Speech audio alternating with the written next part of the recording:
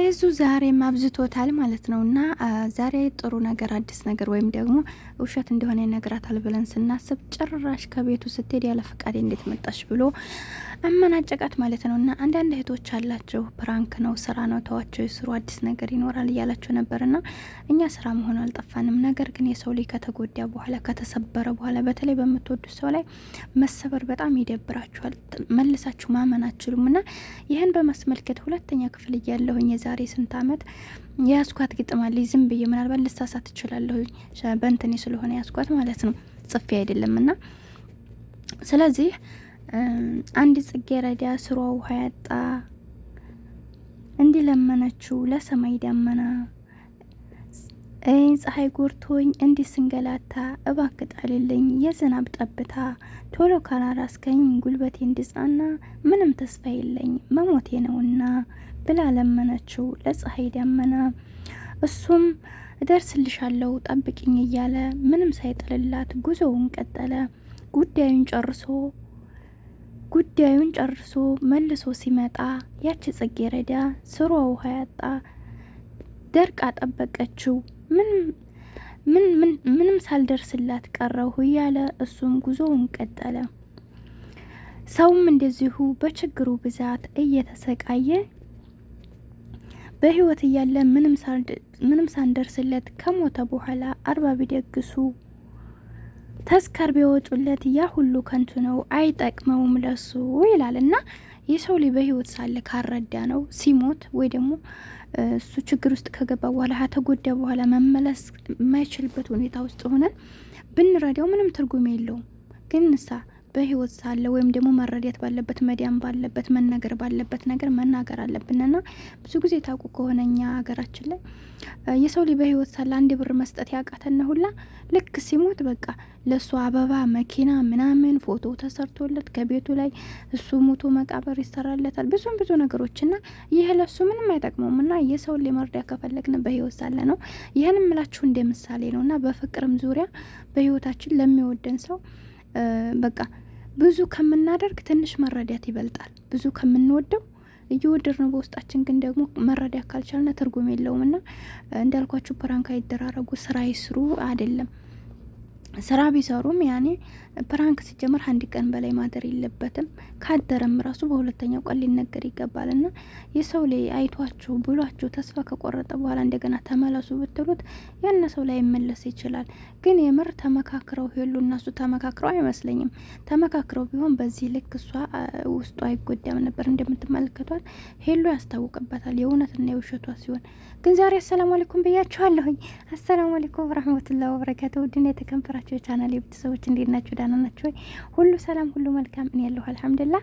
ለማንኛውም በጣም ይቅርታ ስሜታዊ ሆኜ ስለነበር ለዛ ነውና ደግሞ ይሄ ፍቅር የሚባል ነገር ሁላችንንም የሞካክሮነ ስለሆነ የሚያቀብ ሰው ያውቀዋልና ህመም ያመናል የሰው ልጅ ማለት ነውና በአሁኑ ሰዓት ማንም ማመን እንዳለብን አናውቅም። ብቻ ግን አላህ የተሻለውን ነገር እንዲሰጠን ሁላችንም ዱዓ ጸሎት ማድረግ አለብን በየእምነታችን ማለት ነውና ከባድ ነው ወላሂ።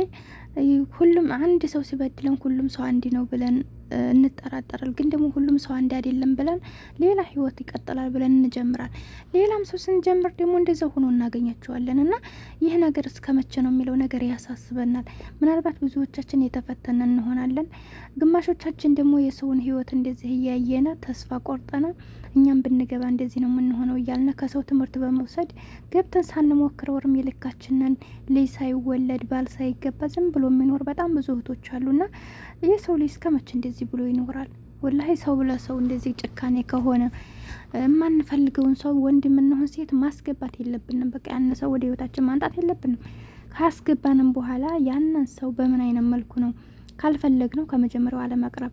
አጋጣሚ ነገሮችም ደግሞ በመሀል ከተፈጠሩብን የማንፈልጋቸው ነገሮች ለመፍታት መሞከር ወይ ደግሞ ያን ሰው ልቡ በማይሰበርበት መልኩ አሳማኝ ነገር ሰተን በግልጽ ተናግረን ከኛ ማሰናበት እንችላለን።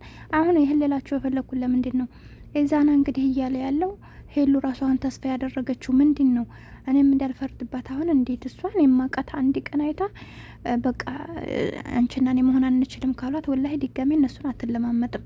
እነሱ መልሰው ይቅርታ እስከሚሏት ድረስ እና ለየት ያለች ነበረ ከሌሎቹ ዩቱበሮች። አሁን ላይ ግን እኔ ጥፋት ካለብኝ ወይ ደግሞ እሱ በእሱ ጠልቶኝ ሳይሆን ቤተሰቦቹ ስላለ ዝም ብዬ እጄን አጣጥፌ መቀመጥ አልፈልግም፣ ማጣራት እፈልጋለሁ ብላ ነው ሄደችው።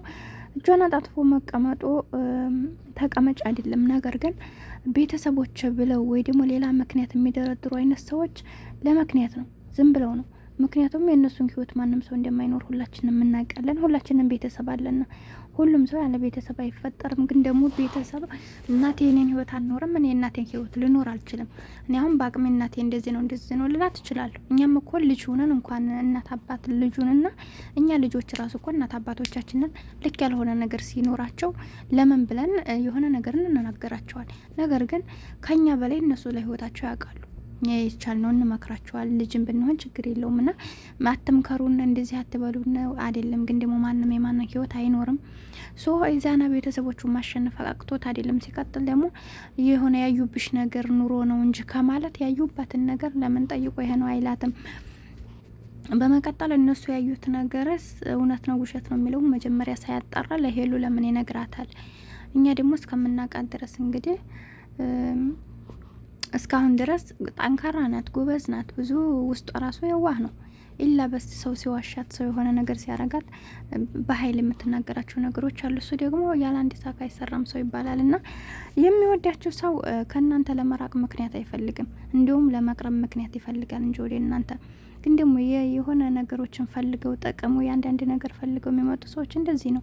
እኔ ግን አላምንም፣ እስካሁን ድረስ ውስጤ አላመንም። ኢዛና እርግጠኛ ነኝ እሷን ጠልቷት ወይ በቤተሰቦቹ ምክንያት አይመስለኝም። እመኑኝ። ግን ደግሞ እሷን ትልቅ ፈተና እየፈተናን ነው። ግን ደግሞ ማለት ነው እንደዛ ስለሆነ ምን አለ መሰላችሁ፣ ስለዚህ ትያለሽ፣ ስለዚህ በቃ ፈተና ነው ብዬ ነው የማስበው። ግን ደግሞ እሷ በዚህ ልክ መጉዳቱ ልክ አይደለም፣ ፈተናም ቢሆን ማለት ነው። እና እኔ አላቅም ወላሂ፣ እኛን ራሱ ወንጀል እያስገቡና ነው። እኛ ደግሞ ሴት ልጅ ስትጎዳ ማየት አንፈልግም፣ ነግበኔ ስለሆነ እና ከዛ እንግል ነው እኛም እንደዚህ እየተናገርን ያለ ነው። ውሸት ከሆነ እንግዲህ ቶሎ ቢነግራት ብለን እናስባለን። ይሄን ያክል መቆየቱ ራሱ ስህተት ነው። እስኪ እናንተ ምን ትላላችሁ? የራሳችሁን ሀሳብ አስተያየት አስቀምጡልኝ። ስህተት ካለብኝ አርሙኝ። ለቻናሌ ደግሞ አዲስ ከሆናችሁ ቪዲዮውን እያያችሁ ላይክ እና ሰብስክራይብ